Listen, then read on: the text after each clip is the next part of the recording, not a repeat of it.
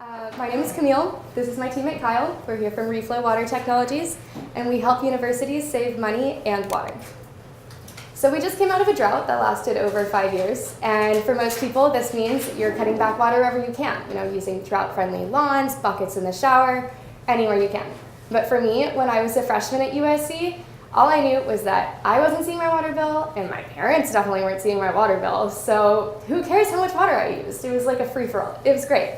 But this is the problem that exists around water use on university campuses. There's a huge divide between the people who actually use the water every day and the people who pay for it and track its use.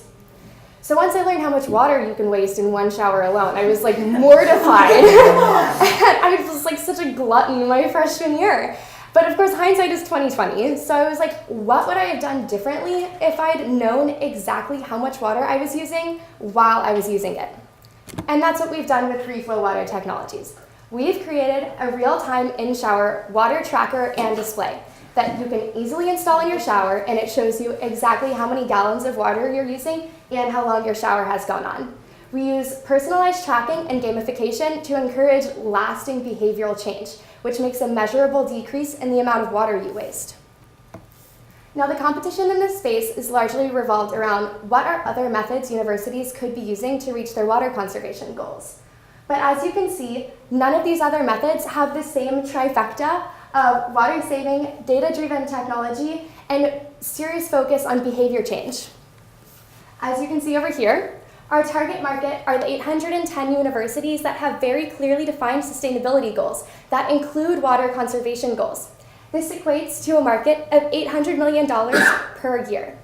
The number of universities that have been making these sustainability goals has been increasing at a steady rate of 7% over the last 4 years and doesn't show any signs of slowing down.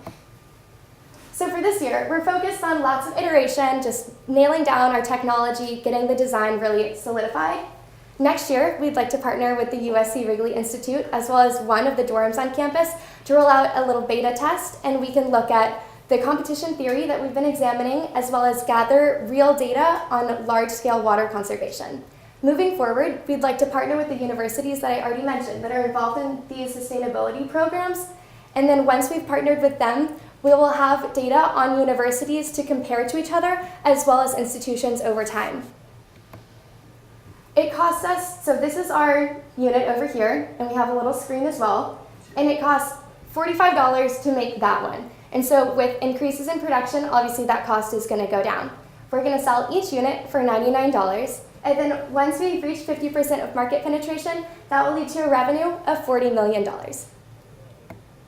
This is our team. We're composed of engineers and business students here at USC. We have an awesome lineup of advisors, including Ed Lee, who is an entrepreneur in the water technology space, as well as the fish taco space.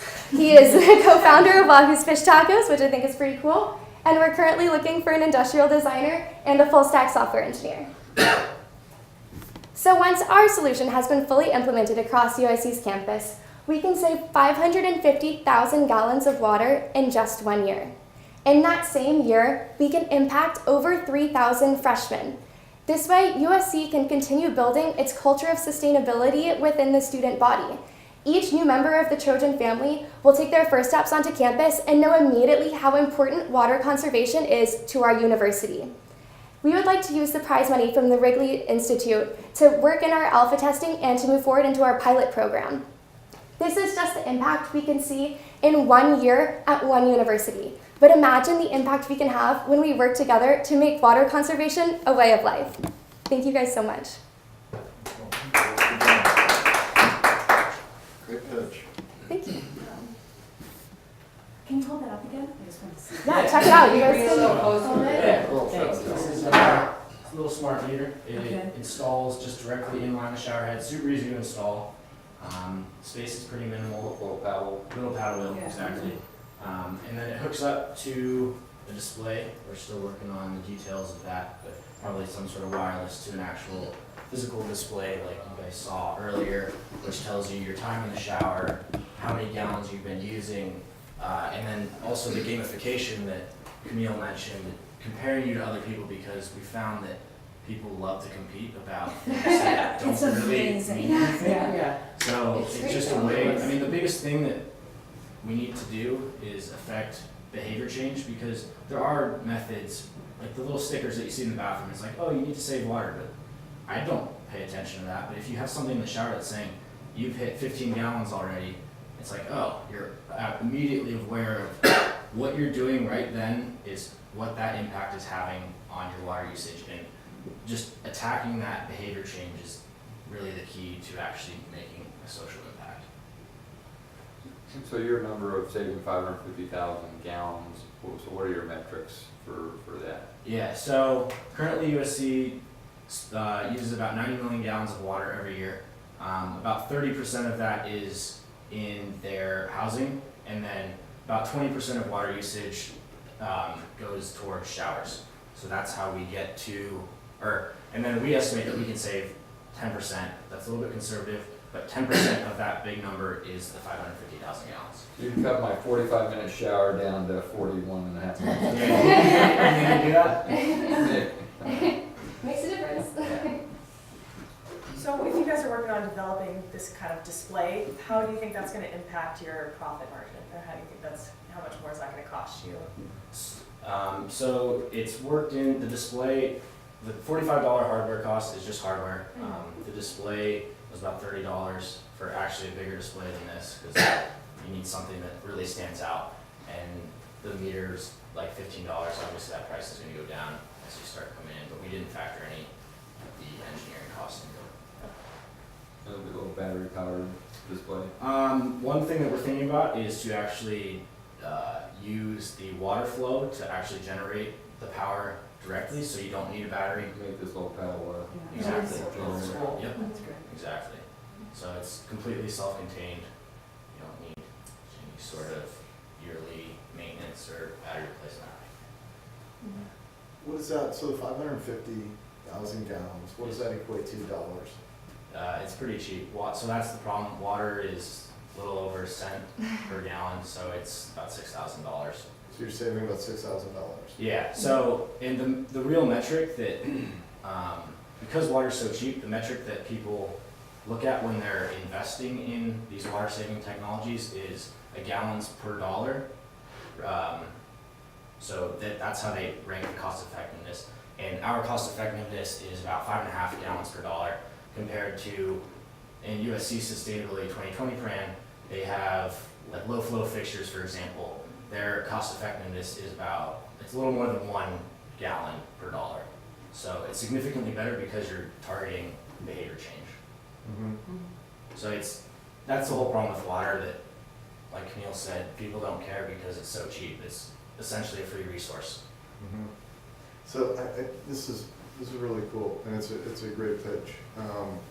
I think that, when you're investing in this, I think the key to making this thing go is it all comes down to the UI of this display, and how you can connect, how you can save all this data that you're collecting.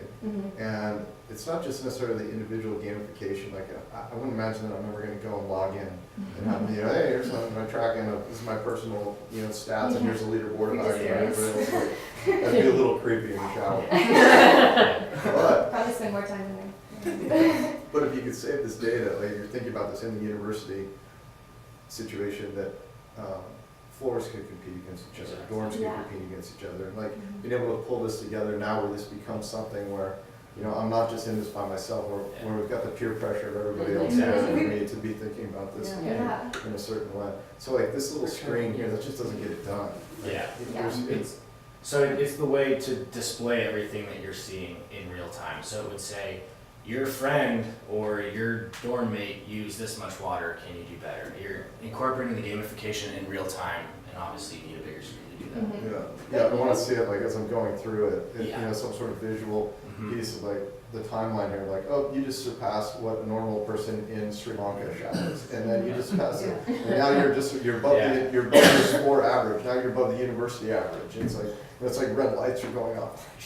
But when we get ourselves into another situation of extreme drought, which we will, again, on the island, we could use something like this if a group kept, if we could monitor that and a group kept themselves below a certain number, I could see us offering certain incentives. Sure. You get a free snorkel or, you know, Yeah. something like that, Yeah, so or I think worse it's words, interesting yeah. data. Or even starting now and getting that baseline data of, okay, we're back to stage 1 on the island, or we hit Exactly. stage 3 again for Yeah. water rationing. I mean, what is this gonna do? How does that affect people's behavior? So that's really cool. The competition side of this is fascinating.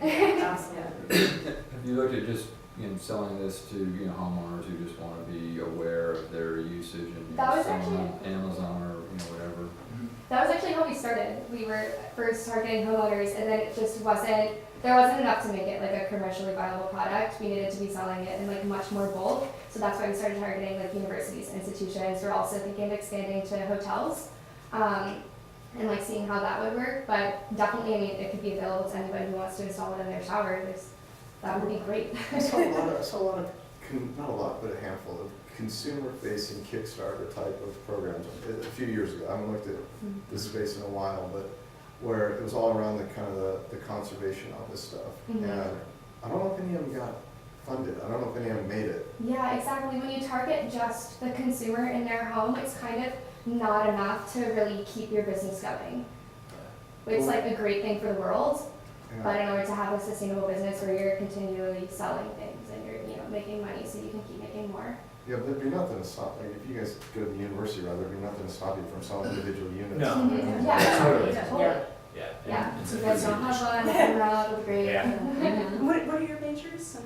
I'm doing a dual master's in Viterbi. I'm doing mechanical engineering and engineering management. And I'm a senior in biomedical mechanical engineering. And then our third partner is in Marshall, and he's has an engineering background as well. So, And how did you guys all hook up? So we met through the MIN competition, was when we first Yeah. made the team. I just saw that they were doing that there was like someone with a water idea, and so I wanted to get in, and then that's basically what we did too. We found each other through that. Yeah. We've stuck through for, got tired of each other. I know. 7, 8 months. so, Yeah, exactly. yeah. It's It's been fun. It's a real deal though to get the screen right and have it in the Yeah. shower. There's never been a good in-shower mirror even, all the Yeah. steam and everything. I don't know how. Yeah, we were thinking like the Kindle Paperwhite screen. How it's just that super low power like e-ink where it's like the pixel's either dark or it's white and that's it. Would be a good solution because also you don't like the touch screen is different than like an iPhone touch screen. Where like if you try to touch the iPhone screen when your finger's wet, it like doesn't work. Yeah. But if you do that with your Paperwhite, it works fine. Yeah, but if is there color on that though?